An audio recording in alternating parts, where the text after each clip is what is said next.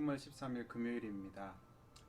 여러분 이번 주일도 안타깝지만 못 모일 것 같아요.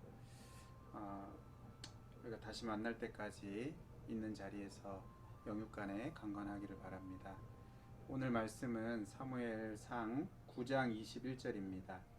겸손할 때 세움받은 사울. 어려서부터 신앙생활을 해온 우리들에게는 선입견이 있습니다.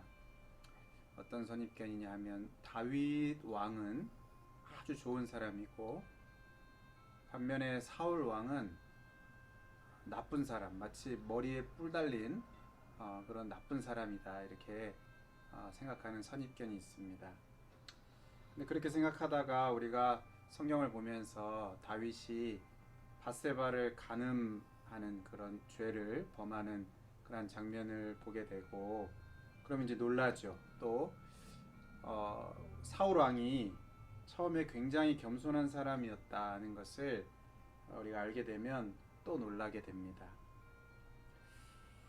사울의 첫 모습은 아버지가 잃어버린 그 암나귀들을 찾아오라는 그 말에 순종해서 가는 그 모습입니다. 이 아버지의 말씀에 순종해서 찾아 나서는데 세 지역을 두루 다녀보았으나 찾지 못하고, 이 성경에서 이 표현을 반복해서 말합니다. 두루 다녀보았으나 찾지 못하고. 대충 눈치나 보는 사람은 한 군데는 열심히 찾습니다. 그러다가 이제 두 번째 가면 대충 하고, 그러다가 이제 나중에는 그냥 포기하고 맙니다.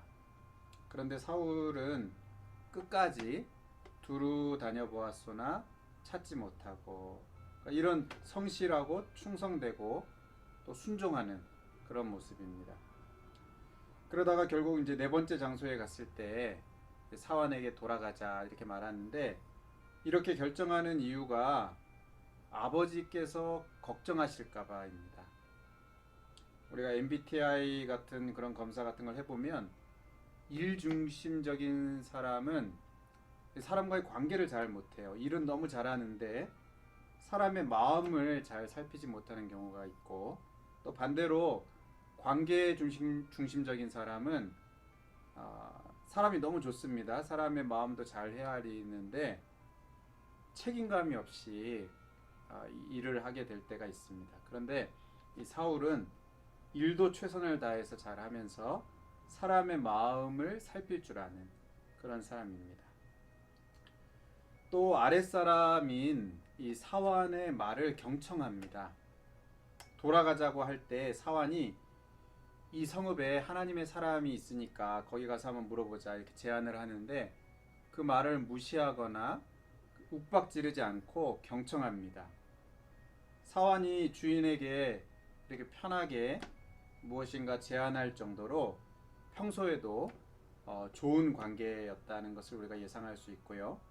그리고 이제 나중에 끝에 가서 사환에게 내 말이 옳다 이런 표현을 합니다. 내 말이 옳다라고 말할 정도로 겸손합니다. 또 사울은 이 하나님의 사람에게 갈 때 드릴 예물이 없다, 이것을 제일 먼저 생각을 합니다. 그러니까 이렇게 베풀고 또 섬기고 대접하려는 그런 귀한 자세도 있습니다.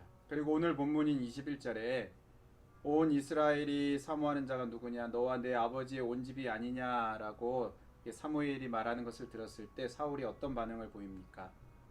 나는 이스라엘 지파의 가장 작은 지파 베냐민 사람이 아닙니까?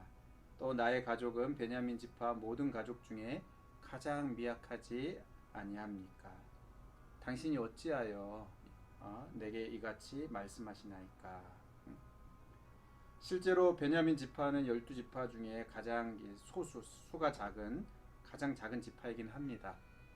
그래도 사람이 이렇게 막 허세를 부리기도 하잖아요. 없는데도 있는 척. 그런데 그러지 않고 자신의 그 있는 그대로를 인정하는 겸손한 모습입니다. 허세 부릴 수 있는 기회가 또 있었습니다.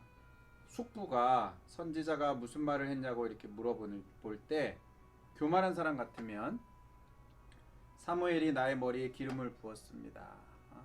또 왕이 되게 하는 이제 그런 부분들에 대해서 언급을 할 텐데 사울은 그것을 일절 언급하지 않습니다.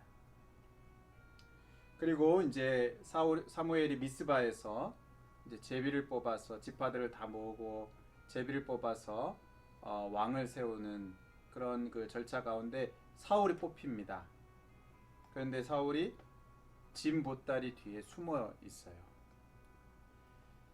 그리고 사울이 왕이 되는 것을 달갑게 생각하지 않는 이 불량한 사람들이 이 사울을 멸시하고 예물을 바치지 않습니다. 근데 사울은 그것을 그냥 잠잠합니다. 그럴 수 있다라고 생각을 하는 것이죠. 이제 그런 대접을 받기에 자기가 마땅하다 이렇게 생각을 하는 겁니다. 그리고 나중에 이제 백성들이 지지를 얻게 되는데요. 그때 백성들이 뭐라고 하냐면 그때 멸시하던 그 사람들, 반대했던 그 불량배들 그 끌어내서 죽이자 이렇게 말합니다. 백성들의 지지가 있고 자기가 힘이 있으니까 이제 할 수 있지만 그러지 않습니다. 관용을 베푸는 모습을 봅니다. 여러분 이런 내용들을 보면 사울이 정말 장점이 많은 사람이었습니다. 오히려 다윗에 비해서 더 장점이 많았던 사람이에요. 성실하고 순종적이고 충성되고 사람의 마음도 헤아릴 줄 알고 그리고 신장도 용모도 뛰어나고요. 베풀고 섬길 줄 알고 그러면서 겸손한 사람이었습니다. 그러나 안타깝게도 사울은 끝까지 겸손하지 못했습니다. 여러분 정말 겸손이 중요합니다. 하나님이 겸손한 자에게 은혜를 주신다고 그랬습니다.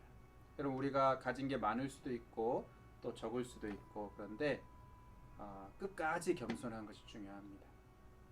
처음만이 아니고 끝까지 겸손한 사람이 될 수 있기를 축복합니다. 오늘 말씀 정리합니다. 첫 번째, 사울은 겸손할 때 왕으로 세움을 받았습니다.